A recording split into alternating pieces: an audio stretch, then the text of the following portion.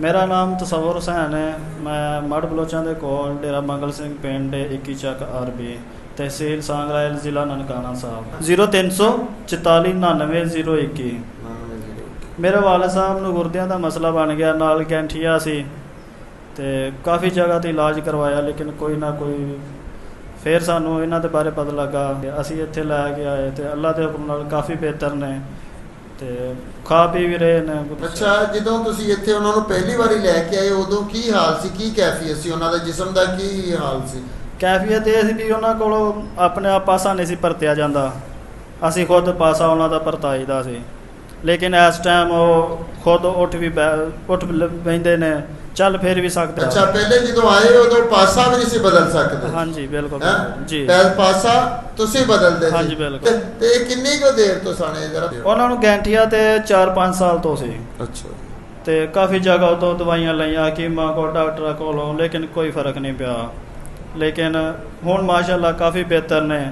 ਅਜੇ ਰਿਪੋਰਟਾਂ ਤੇ ਨਹੀਂ ਕਰਾਈਆਂ, ਲੇਕਿਨ 7 ਦਮ ਤੋਂ ਬਾਅਦ ਮੈਂ ਰਿਪੋਰਟਾਂ ਕਰਾਉਣੀਆਂ ਨੇ। ਅੱਲਾ ਖੈਰ ਕਰੇਗਾ ਇਨਸ਼ਾਅੱਲਾ।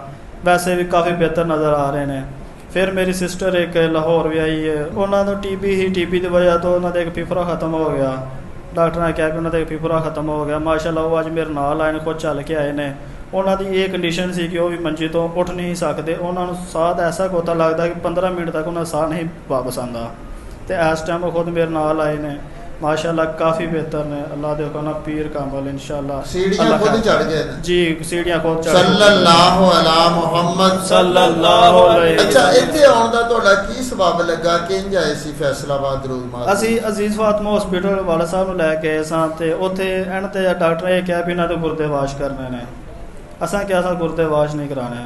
ਉਹਨਾਂ ਸਾਨੂੰ ਡਿਸਚਾਰਜ ਕਰਦਾ। ਵਾਪਸੀ ਆ ਰਹੇ ਸਾਂ ਤਾਂ ਮਾਮੂ ਨੂੰ ਇੱਕ ਵਕੀਲ ਨੇ ਫੋਨ ਕੀਤਾ ਸੀ। ਮਾਮੂ ਮੇਰੇ ਕੰਪਲੇਨ ਸੈੱਲ 'ਚ ਹੁੰਦੇ ਨੇ, ਮੈਂ ਖੁਦ ਵਾਪੜਾ ਦਾ ਮੁਲਾਜ਼ਮ ਹਾਂ।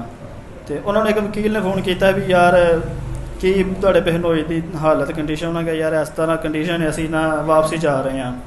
ਤੇ ਉਹਨਾਂ ਕਿਹਾ ਚਲੋ ਇੱਕ ਦਫਾ ਤੁਸੀਂ ਜਾਓ, ਮੈਂ ਤੁਹਾਨੂੰ ਇੱਕ ਐਡਰੈਸ ਦੱਸਣਾ ਦਰੂਦ ਮਹੱਲ ਦਾ, ਤੁਸੀਂ ਉੱਥੇ ਆਓ, ਅੱਲਾ ਕਰਮ ਕਰੇਗਾ। ਅਸੀਂ ਇਨਸ਼ਾ ਮੰਗਲ ਵਾਲੇ ਦਿਨ ਉੱਥੇ ਆਏ ਹਾਂ ਤੇ ਦਮ ਤੁਮ ਕਰਵਾਇਆ। ਅੱਲਾ ਪਾਕ ਨੇ ਖੈਰ ਕੀਤੀ। ਪਹਿਲੇ ਦਮ ਨਾਲ ਹੀ ਸੁਬਹ ਆਪੇ ਉੱਠ ਕੇ ਬਹਿ ਗਏ ਸਨ। ਮਾਸ਼ਾਅੱਲਾ। ਸੱਲੱਲਾਹੁ ਅਲਾ ਮੁਹੰਮਦ ਸੱਲੱਲਾਹੁ ਅਲੈहि।